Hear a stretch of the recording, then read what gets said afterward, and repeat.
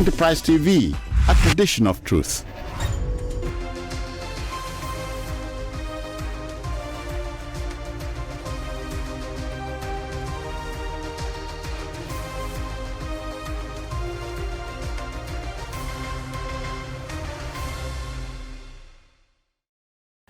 Wherever it is you're watching around the world, you're welcome to where a balanced and independent news coverage and analysis lives. This is Enterprise Friday on Enterprise TV. I am Henry Igwebike. In the jiffy, we will go straight to our newspaper headlines to see what they have for us, and just after that will be our main conversation. So while we get all of that very juicy content put together for you, please do visit our website at www.enterprisetvnews.com and also follow us on all our social media platforms at Enterprise TV7, and also do subscribe to our YouTube channel at Enterprise TV7. In the studios to make sense of our newspaper headlines today is Mr. Cyril Abaku. He is a broadcaster and also public affairs analyst. You're welcome to Enterprise Friday today. Thank you, Henry. Thanks for having you. And let's go straight to our newspaper headlines. And starting off, we have the Punch newspaper. And the big story there says, public outrage grows as kidnapping epidemic worsens. And the writer there says, 12 Zamfara University students, officials, 9 Abuja victims, 4 Akwa Ibom Corps members also. And also it has, from the writer to Tinubu urged to tackle insecurity, food crisis at all costs. Bandits attack 10 Kaduna villages. And on the top strip of the same newspaper, we have reps other ministries to return 85 billion naira COVID-19 funds. And also we have federal government's plans over $3 trillion for energy transition. On the downstrip of the same newspaper, we have an image there where it seems like the Inspector General of Police is presenting 2 billion naira to families of deceased corps in Abuja. And still on the downstrip of the same newspaper, we have Supreme Court Abiodun Adepo to learn a fate today about an explosion, death rise to 5. Soldiers occupy a site. Mr. Cyril, let's dig deep on this issue of kidnapping that is becoming an epidemic in Nigeria. And the report we have here is, it seems to be continuing. We have 12 Zamfara University students kidnapped, 19 Abuja victims amongst them, and corps members. Of all people, corps members. Isn't this becoming, aren't we going back to, days when it's becoming so rampant and nobody seems to be doing anything about it? So I think I like the last thing you said. Nobody seems to be doing anything about it. That is really the situation that we seem to find ourselves in. They don't seem to be doing enough, because if you did enough in one instance, it should prevent another one from happening. But I think something is giving these kidnappers the confidence that they can do it and get away with it. It's impunity. Nigeria has not learned how to punish bad behavior. From what happened in Tundumbiri, now that matter seems to have been swept under the carpet. To the one that happened in Plateau State, under the carpet. The one that happened in Ibadan 3 days ago, under the carpet. So they know, ideally, when we had the story of Nabia and her family, kidnappers shouldn't summon the courage to quickly go out and kidnap anymore. What you about is, the police has launched a manhunt for them, so they know that people are on their trail. They should normally gather the confidence, whether in local jail or anywhere, to come out. But you see, you will hear something was in Sokoto this afternoon. And because these are the ones that I think reported, I think something is compromising or curtailing the capacity of the state to fight crime. So what exactly do you think that is? I cannot say, but what I know is that this is clearly an evidence of a failed state, not just of security failure. It's a failure. You see, somebody asked me one time, he said, what do you make of Boko Haram and security? And I said, Boko Haram is questioning the viability, there was a way I put it, the viability of state policy. That is, when we come together to say we're a country, there are core values and principles on which we want to find ourselves as a country. True. If there was theft, or there was armed robbery, or there was if we disagreed on how we want to live together, we can be divided on that. Okay. But when we face a common enemy, what we normally do, we must come together, close ranks, and fight off the enemy, then come back and disagree on what to agree on. Yeah. Yes. But Nigeria has faced all the tests, and nothing is making us to come together to fight a common enemy. And you see, when I say this, there was a day a professor from the north was being interviewed. I think it was from Katsina. This man is supposed to be a leading intellectual from northern Nigeria. And was talking about Boko Haram and insurgency. And that at the point I asked myself, this man saying this thing, is he really a professor of what he says he's a professor of? Was he for or was he against? It's not even that. He was getting the issues and was trying to make it look like Boko Haram is a northern issue. The south should not have anything to say about it. And I was asking, I said, is this man a professor of what he claims to be? Or he's just, in fact, he said that no, the way to go about this insecurity issue now is northern leaders should take care of Boko Haram and co. Then leaders from the south should go and handle IPOB. And that the way the south is behaving, that one time they caught armed robbers in Kaduna, and all of them were Yoruba people. I said they caught armed robbers in Kaduna where, and you said all of them are Yoruba people. So what does that even mean? You are leaving the substantive issue of criminal and crime and criminality, and that the Nigerian state has power as well as the police to arrest and prosecute anybody who's committing a crime. So the question now is, do you think that the capacity of Bola Ahmed Tinubu is below par? No, to handle this issue, no. because I'm making this coming from some couple of years back. The United Arab Emirates released some lists of Nigerians who they said were sponsors of this terrorist people. Until today, nothing seemed to be done about it. Now, so did you land your question? Yes. The issue, that list was released around 2019 or earlier or something. And President Bwari didn't do nothing about it. Nobody was arrested. Nobody, in fact, somebody that was in the high up in the echelons of one of the telecoms companies, I think, was even fingered. They didn't say anything about it. So when you hear today that police people are even reluctant to use NIN and SIM cards but all of that apart, Henry, this is not just about, so for example, Bwari couldn't do much about terrorism and Boko Haram. In fact, it looked as if his policy made them to gain the upper hand against police and army and all these people. Now, is Tinubu acting any differently? It's not likely. It's not. So what we now need to do is to say, if Bwari behaved this way, and Tinubu is behaving in like manner, shouldn't we be looking beyond them? Because you see, shouldn't we be looking beyond them? We must be you see, the thing is, no matter what you think about issues in science, you must be able to identify what the real cause of the issue is. The remote cause. You need to be able to identify where the thing is coming from. Otherwise, you'll be dealing with symptoms. Back when we were in the university, we were afraid of cultists and so on. But I remember somebody told us, said, they don't kill anybody that is not in their line. They know who they are after, because, if you kill an innocent person, you've not solved the problem. And what is a danger to you today will become a bigger danger to you tomorrow. So they go after those that they know are a danger to them. The same thing, you see, Nigeria, like I said, if there are unseen hands behind the curtain, it is not what you should really be going after. And you think the capacity, because I did mention the capacity of our current president. So is he handcuffed to not being able to go to people behind the curtain and get them arrested? In the end, if anybody will take the blame, it has to be the one. True. Because he swore on oath by law to uphold the Constitution of the Federal Republic of Nigeria.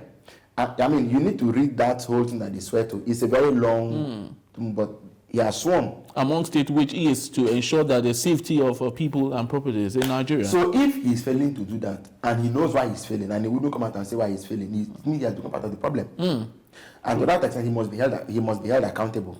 But for the purpose of this discussion again, I think that the matter is a little beyond being a governor, being president. Sincerely speaking, I think in this country, where the real power lies, only very few people are aware. It's sort of a the cartel, truth. a cabal. Now, so until you are able to properly situate these matters where they are. For example, why is it that one former president was called on the phone? They told him, come and run for president. If I'm president of Nigeria, come and run for president. Then he said, have you told so-and-so person? Yes. What did they say? They said you should run. He said, have you told so-and-so person again? He said, yes. Yes. What did they say? He said, the person said you should run. He said, okay, I'll run for president. In Nigeria. The other person who was going to run for president that same year, some called emissaries and sent emissaries to another candidate that wanted to run for president that year and said, go. Tell him that I said he should not run for president. And listen to this. When he has agreed not to run, let him put a call through to me in your presence and say he won't run. So when they got to he was a sitting governor. So they went to his house and told him, we have come to see you. He said, okay, yes, I'm aware. The big man has already called me to say, we are coming to see me. He said, yes, okay. He said when we get there, we should call him and then put you on the. So they called the big man, and the big man told him, I said, Your Excellency, Governor so I've never asked you for a favor before in life. He said, yes, I know you've never. But now I want to ask, what if you want to ask of me, sir? Don't run for president. Step down tomorrow for another candidate. He said, I will step down. It was then the person called the party chairman to say, I'm stepping down for president. So when they got to the primary venue, instead of giving the speech, as soon as he announced his resignation, this whole sort of thing. When you have people in a country that are that powerful, that can tell a president what to do, and he will do it. Let me wrap my thought with this. In 1903, 1904, thereabout, I may not get the year correct, but Theodore Roosevelt was president of America 1901 to 1909. Big businessmen were controlling America. In fact, they paid for the campaign of a president who came into office to do their bidding. Then he died. He was assassinated. William McKinley was assassinated. His vice president, Theodore Roosevelt, became president. So these same big men are doing this, that big manism stuff. And then they came to White House and said, Mr. President, you are trying to do something that we don't like. If you don't like anything that we're doing, and see what they said, send your man to my man and let them have a discussion. This is our big men, billionaires. We are talking to the president, say, send your man to me. That they send your lawyer to my lawyer, let them discuss this matter. Why you? Roosevelt said, keep quiet, you. I am the president of America. I'm not a fellow business. I'm not a competitor. You must need to welcome me to. That's when the man knew that this man that had become president was not like the man that they sponsored to become president earlier. Like this one was a different man. In fact, it was because of him that today the rich in America are not so rich to the extent of excluding the poor. So this is the thing. If as president you cannot assert yourself, like I said, you have become part of. But for the sake of this discussion, I can tell you that this thing is beyond the president. It is beyond him, clearly. Wow, that's also very unfortunate. Too very unfortunate. But let's move on to our next daily for today. It is coming from the Vanguard newspaper. And the big story there says, impact of fuel subsidy removal tough on Nigerians. That's coming from our president, Bola Tinubu. And on the right that we have says, parents, guardians, students experiencing discomfort insist a future bright. Subsidy removal, naira scarcity orders heightens panic and hardship, still coming from our president. And also on the top slip of the same newspaper, we have we won't allow CBN print money, says budget ministry. And on the downslip of the same newspaper, we have a Bador explosion. Police declare owners of building wanted. And also Shatima tasked African leaders on continent's global GDP. Mr. Cyril, let's take a look at the big story. Impact of fuel subsidy removal tough on Nigerians. I want to believe, and I would love to also believe the same, that Nigerians will think that the president is so disconnected with Nigerians. Now, let me just give you a little background check. As at yesterday, Google says that the president of Nigeria is worth $8.4 billion net worth. That is. So for someone who is worth that much and happens to be the president of this country, don't you think the sense of disconnect is even widened, because it still looks very ludicrous that the president who ignited the problem we have in the country today is telling Nigerians that impact of fuel subsidy removal tough on the same people he incited that upon. Tell me, why do we have this disconnect? No, so again, it's not, you may not tie that exactly to his personal net worth. Aliko Dangote, for example, is richer than the president, if we want to go by what is on paper anyway. No, because the reason why I'm asking that is because I'd love to know how these billionaires think. I'll come to the point. Yeah, so I'll come to the point. I think Dangote was spotted at a business seminar or something, and then they asked him, Oga, with all the money you've already made, what are you still doing trying to open business and trying? He said he doesn't need the money, but he knows that for every single person he employs, he would have fed up to 20 to 25 people. That it is for the sake of those people he's doing more business. So otherwise, as a person, he's already made. Yeah. So that's more like philanthropic entrepreneurship. Yeah. I would like to think of it that way. Beautiful. Now, so it is not about somebody being a billionaire. It's about mindset. There are people who have less than what some of these people have and do philanthropy on a larger scale. There are those who have more than, I mean, Bill Gates at a point just cut his wealth, yes, 90% of it, and packed up 90% of his money to charity. Because for him, money is not the essence of life. So it's not about having, it's not because they're billionaires. I think that we need to so there's a difference between African billionaires and those who make billions in the West. People make billions in the West because they propose value, they create value. Something you've not seen before, like Facebook, Twitter, exactly, mobile phones. Our own businessmen don't create any value. In fact, somebody who does not have up to 20 employees is a billionaire. It's questionable. Those are people that take briefcase contracts from federal government and don't do anything and suddenly become say they're billionaires. You in your company that you've not employed up to 20 people or 50 people, you're a billionaire. But normally, a billionaire should have somebody who has companies and branches all over Nigeria, maybe and then Ghana and maybe Europe, But over there, a billionaire, you see him, he has a known business, he pays taxes. There's evidence too. There's evidence. Maybe he has employees of maybe up to 3,000 employees in his company. Even American churches that are in billions employ people on that scale. But it's only Nigeria here where a Nigerian businessman has a house in Ikoyi, has a house in Banana Island, VGC, Lekki County, and then and then you are asking him, how many people have you employed? They have not employed up to 100 people. And there's nothing to show that this is the source of his income. Or sources. Because to be making billions, it's likely that you have only one source of income. It's demand and supply. You have to supply something. But you see in Nigeria here, so people that make money from these sort of sources, they don't owe you, as it were. Stolen mandate, they don't owe you. Stolen money, they don't owe you. When they steal these things, they don't, because you're not the one that gave it to them. They're not beholden to you. In fact, they make more money when things are scarce. The president is now saying that subsidy removal impact is heavy on Nigerians. It is one thing when a leader feels personal empathy with people. It's another thing when it is the right thing to say and it is being said. In my view, the president is somebody who does a lot of personal philanthropy at Bodilon, where his house is. But government cannot ride on the goodwill and philanthropy of the leader. It must ride on policy. On policies, true. Progressivism, welfareism, it must ride on policies. There is a very strong difference. There must be, thank you. There must be structure to it.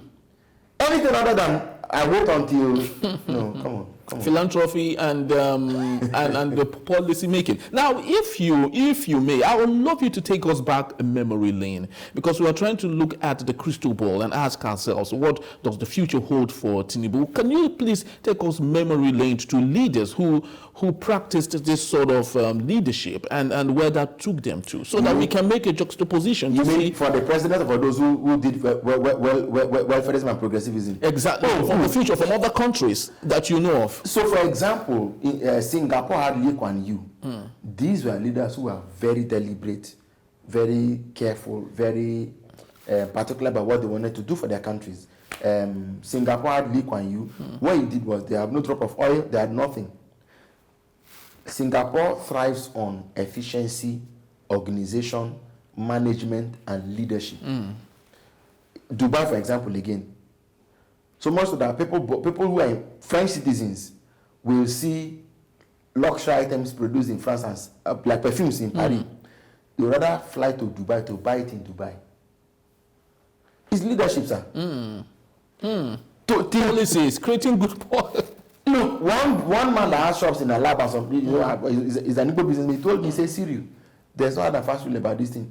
Tinubu should simply declare tax holiday. So by Nigerian law, for example, if you want to invest in Nigeria in an area that the country is needy, It's deficient. in, you have tax holiday for 5 years. But beyond that, the man was saying, look, go to China and Indonesia and declare tax holiday of 10 to 20 years. Tell them to come. They'll fly down here tomorrow. Open shop. What do you need? Is it a manufacturing? They'll be here. You tell them you can't employ more than 20 foreigners in your company. People you will employ must be Nigerians. There are enough Nigerians to go around in all these companies. They will employ. Look, in 1 year, you would have created 5 million jobs. People, you will see the economy will come back to life. When Abbas came out of jail, 1998, 1999, he was meant to be an NTA. I think then he had become the flag bearer for the PDP. The PDP, yeah. I remember Cyril was interviewing him, and he said, Cyril, when I came out of prison, somebody gave me, because Abbas' favorite meal is pounded yam and egusi soup. Somebody brought yam pounding machine for him, made in China, where the Chinese don't eat pounded yam.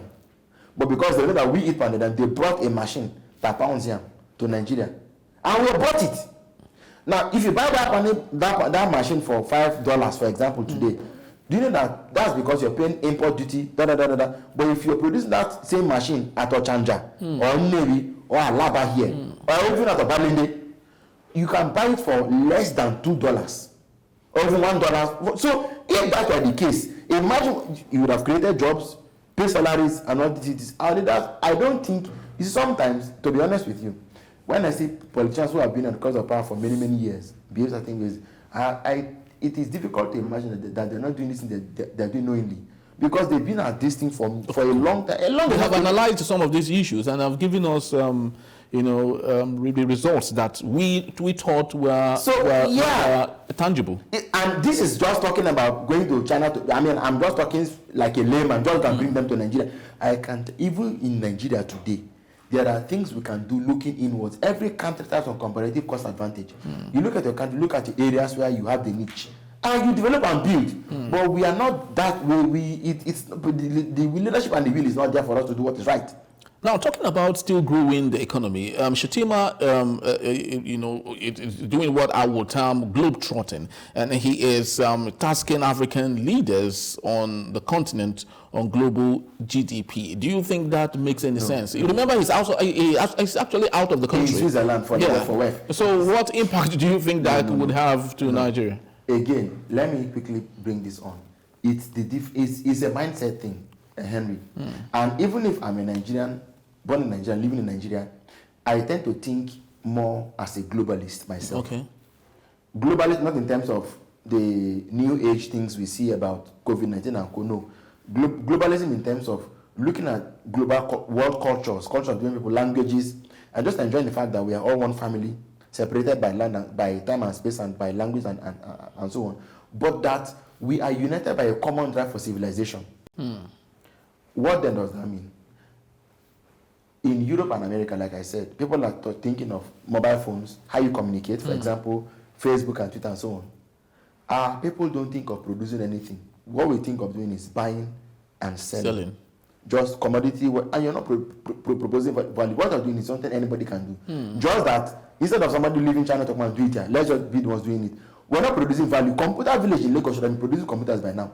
And funnily, what is yes? Funnily, the Nigerian Customs Service were excited that they grew their output by 37%. I have a friend who was into export, import, whatever this trade. He said they went to they imported crocs into the country the thing got to this spot at Apapa. The concerned people said, who told you to go and be importing crocs? Don't you know that Senator so-and-so is the person who is in charge of the cross market in Nigeria? Then he just dipped his hand and took half of the thing they brought in and told them to go with the rest. You say, Chai, I'll give you another example. Somebody who attended, somebody attended, you see, this is we say, that based on fact. Somebody who attended this same WEF summit in Switzerland, he said he was at WEF. What he saw, he couldn't believe it. Nigerian billionaires and business, we are running after, we are hustlers. You see, when you're not producing any, when you're a local champion, people don't know who you are.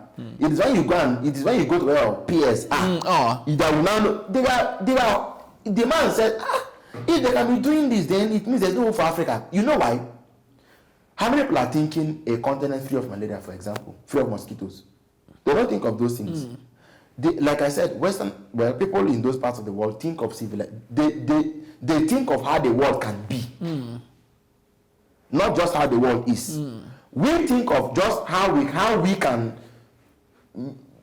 gather more, just rapidly gather more and just become wealthy, or become rich. They think of how can we travel differently, how can we do things in a new way, and it is thought that creates ideas that are built into concrete things, which now sell. Is that how we came by the light bulbs, came by television, came by chairs and all these things? Industrialization. But I don't think of those things. On the day our government and business begin to think, I'll wrap with this. These bridges you see, were not always produced with steel. Okay. The man that invented it took carbon and I've forgotten the other thing he took. He just thought of doing something new, and Carnegie. So he got a scientist to go and work on it. And that's how it's done. Scientists have ideas, they go to businessmen who fund them. Yes! I've never seen that happen in Nigeria. Every year we are better among universities, they don't invent anything. It's a shame. The universities are not for certificate too. Those are the places where thoughts are birthed and invention is created. But we don't do that. Carnegie gave my money when he invented steel. And you know what he did? He said they're going to do steel bridges. See how people think. Steel bridges. In America, I think it was in America. For him to sell the idea of steel bridges to the American public, elephants don't work on unbalanced ground. Elephants don't work on unbalanced ground. So what he did was, after they consulted, nobody wanted to climb the bridge. He got an elephant. Because that's what people believe. An elephant to climb the bridge and start working on the bridge. He said, all of us, let's follow the elephant. If the elephant didn't walk past, it means that the bridge was not balanced. And the elephant successfully walked across the bridge. From that day, still. So that was the trust that they needed to make it believable. But in this part of the country, in this part of the world, if you're producing cement, anybody can produce cement anywhere in the world. You're producing sugar, anybody can produce sugar anywhere in the world. And we're fighting for territory. Why have we not founded the vaccine for cancer? Why have we not founded a vaccine for meningitis that kill people in the north up and down? Even polio. The disease is in Africa. The solution is in... It's in somewhere. That's why you continue to go and be begging them every time for aid, for donations. But if already people can think one day and say, I have profit of $100 billion, I put it into research for so and so. I'm telling you, you see, if you don't pay the price, you will not take the leadership. You cannot. And global leadership is taken by those who have solutions, not by those who think that they have money and whatever it is to govern other people. It doesn't work that way. Exactly. So let's finally go to our last daily for today. It's coming from Daily Independent, and the big story there says reps ask ministry to refund 75 billion naira COVID-19 funds, and the writer there says direct health ministry to return 10 billion naira for vaccine production. And on the top strip of the same newspaper, we have federal government arraigns Amefiele on amended 20 counts of fraud charge today, and also 4 years after federal government returns Federal Airport Authority of Nigeria headquarters to Lagos. On the downstrip of the same newspaper, we have infraction on wholesome practices detected in NIN enrollment. Mr. Cyril, let's talk about the issue of decentralization. It seemed to be a source of excitement for the Federal Airport Authority, just like what we were talking about. They seem to be excited that 4 years after the federal government returns FAN headquarters to Lagos. And this is 2023, when it should be a decentralized society where monopoly shouldn't hold sway. Yes. We should have a situation where international airports shouldn't just, exist in Lagos. We should have it in other geopolitical areas, so people from those areas can easily have, access to traveling and so. So tell me, why are we so overly excited on nothing? That's the word, on nothing. Let me tell you, if we were to go by the statistics alone, Navy should be the most developed city in Africa. You know why? Because by per capita, they have the highest number of billionaires. I think either in the world or in Nigeria and Africa. So by that, what in any way shows that is the city they play home to the highest. I mean, by the share, by the size of the city, almost everybody in the name is a billionaire. So, but what is in the name to show? India should have an airport by itself, but it should have an airport by itself, because when we copy America, copy all these people, and we don't know, and we only copy what's convenient for us. In America, local government areas have airports. True. They built rail underground railways since 1820 something.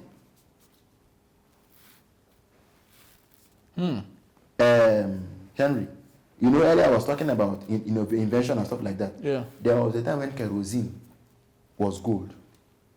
When kerosene, that somebody put kerosene, I can fire kerosene. What? And kerosene was gold at the time. Then later these rail systems. The challenge is this. Like I said, you see, one thing with this APC government is, believe me, I don't think that the problem is lack of ideas. I think the real issue is that they are too heavy on politics to face governance. That's how I see it. That's why. Otherwise, people like Keyamo has been around for years. I mean, what is the excitement about bringing facts from? What is in this airport? The airport in Lagos. What is in this airport? And funny thing, even MM2. Yeah, is already outdated. Yeah. By structure. Do you know the other day I went to MM2? What I can't see what I saw on television. MM1 is no better. There's a lady. I was at a forum last year. A lady came. She had traveled to 50-something countries also. She's a traveler. She said whenever she goes to Lebanon is home. That whenever she goes to Lebanon, she feels more at home in Lebanon than all the other places she's been to around the world. And they asked her why, how. She said in Lebanon she could just come down from the plane, hire a taxi. She does not need, just get a car and drive. Lebanon has these planes, this country. And because they speak a lot of languages, you could just get, she is like self-service. Not you don't need anybody to do anything for you. Yeah. And at the airport, then she now said that this airport in Lagos, you can't even navigate it. First of all, she said she was born in Lagos and raised in Lagos, but at the airport till today, she's not familiar with the airport. One thing we forget to realize that anything the military builds in any country does not always. It's not always built for simplicity and for communication. It's built first as a defense, as a fort. And for a long time, and anyway, most of the moment, the whole airport was not. I don't think it was built by the military though. But you see, the thing is that somehow we have. So from colonialism, we came straight into militarism. We haven't really had the time to breathe as a civil populace that think and do what we want for ourselves. So everything now they want to push FAN to Lagos, and we are shouting. What is in FAN? What is in FAN? I only know that one man held ransom for 4 years or so. What's there? Until the day comes when we are ready and willing to discuss Nigeria, nothing meaningful is going to come out of it. It's not just a joke. True. So let's finally look at this issue of reps asking ministries to refund 75 billion naira COVID-19 funds. And the question is, where are they going to get that money? Where are the ministries? Because this money is gone. No. It's gone. Where are the ministries going to get it from? No, it shouldn't have been gone. So where should it be? It shouldn't have been gone. The money was released, rightly or wrongly so. Now there's the need for the money to be brought back to government. Is that not where we are? Yeah. So, who took what? The records should be there. If the records are not there, it's not a big deal. Arrest the person who didn't keep the records. See, let me just, don't make a mistake about it. You know, people give up on this country and say, things are bad, things have gotten really worse and so on. I've gotten worse, no problem. But I can tell you, like I said yesterday on another show, I said, the day is coming when the sun of justice will rise in this country and will not set until the poor and the needy man has gotten satisfaction. We hope to be alive to see that day, though. Amen.